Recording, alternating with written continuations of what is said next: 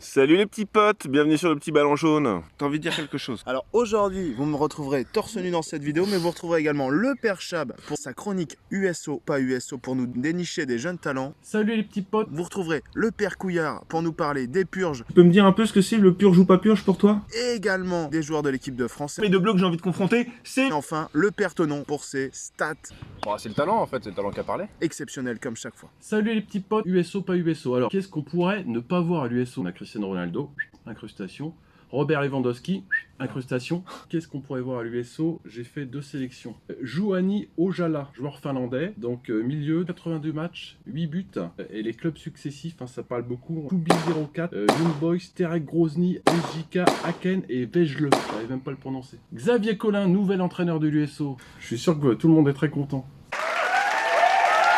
Non, non, après c'est à peu près tout. Les deux bleus dans les yeux, un hommage à Tex. Les gars, vous savez ce qu'on dit à une femme qui a déjà les 2 yeux au beurre noir? Les deux bleus que j'ai envie de confronter, c'est Karim Benzema et Olivier Giroud. Ah, avec Karim Benzema, on va mieux jouer. Lui, il a gagné un titre. Lui, il est champion du monde. Olivier Giroud. Il a gagné les Champions League, il en a gagné 3, Giroud. Non, il y a un seul champion du monde ici sur cette table. Olivier Giroud. Sur ce, les petits potes, mes favoris pour le beau jeu. Olivier Giroud. Tu peux me dire un peu ce que c'est le purge ou pas purge pour toi? Bah purge, c'est les matchs tout pourris de l'Euro à venir. Bah purge, ça va être des beaux matchs qu'on va mettre en avant. Jeudi ou vendredi, je suis dispo. Belgique-Grèce. Belgique-Grèce, ça peut... Ah, ça peut être sympa ça, Ouais, Belgique-Grèce. Ouh, là on a un Hongrie-Chypre. C'est de la veille concurrentielle, c'est un adversaire Ouais, ouais. des bleus. Complètement. Bon bah les petits potes, je crois que c'est validé, je crois qu'elle est aussi faite cette chronique Bah du ouais, coup. c'est Hein. bon.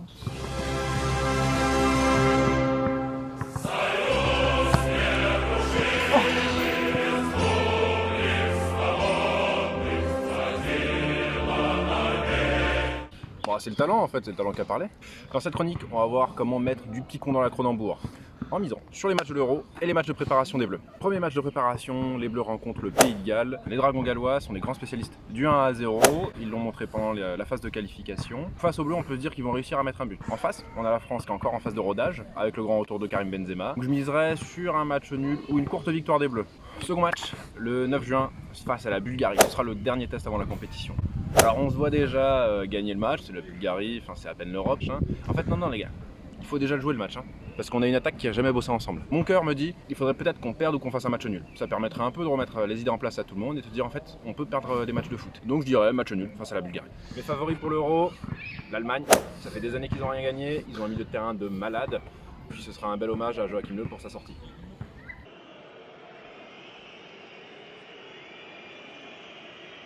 La Turquie, quand on voit ce que les Turcs ont apporté au groupe lillois cette année, je me dis qu'à l'Euro ils peuvent faire la surprise un peu comme la Grèce l'avait fait. Et tu nous fais un petit au revoir parce que ce sera la dernière chronique.